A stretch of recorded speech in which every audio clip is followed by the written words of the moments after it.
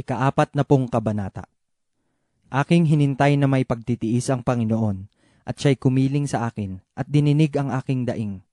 Isinampan naman niya ako mula sa isang kakilakilabot na balon, mula sa balahong malagkit, at itinuntong niya ang aking mga paa sa isang malaking bato, at itinatag ang aking mga paglakad.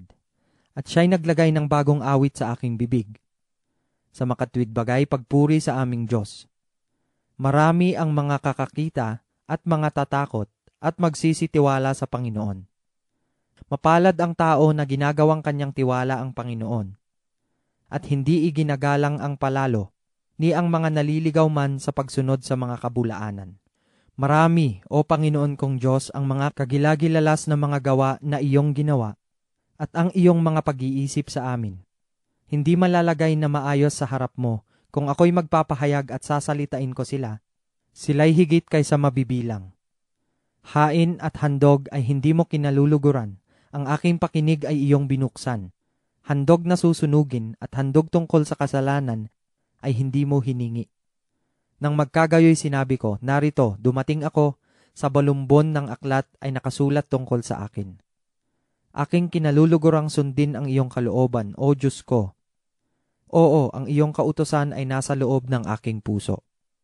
Ako'y nagpahayag ng mabuting balita, ng katuwiran sa dakilang kapisanan.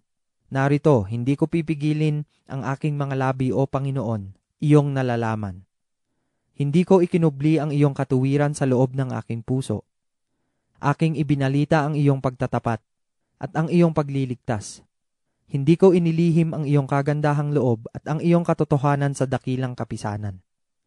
Huwag mong pigilin sa akin ang iyong mga malumanay na kaawaan. O Panginoon, panatilihin mong lagi sa akin ang iyong kagandahang loob at ang iyong katotohanan, sapagkat kinulong ako ng walang bilang na kasamaan. Ang mga kasamaan ko ay umabot sa akin, na anupat hindi ako makatingin, sila'y higit kaysa mga bundok ng aking ulo, at ang aking puso ay nagpalata sa akin. Kalugdan mo nawa, O Panginoon, na iligtas ako. Ikaw ay magmadaling tulungan mo ako, O Panginoon. Sila'y mga pahiya nawa at mga tulig na magkakasama na nagsisiusig ng aking kaluluwa upang ipahamak. Sila naway mga paurong at mga dala sa kasiraang puri na nangalulugod sa aking kapahamakan.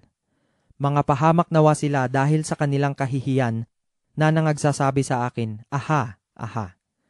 Mga galak at mga tuwa nawa sa iyo ang lahat na nagsisihanap sa iyo. Yaong nangag-iibig ng iyong kaligtasan, ay mangagsabi nawang palagi ang Panginoon ay dakilain. Ngunit ako'y dukha at mapagkailangan, gayon may inaalala ako ng Panginoon.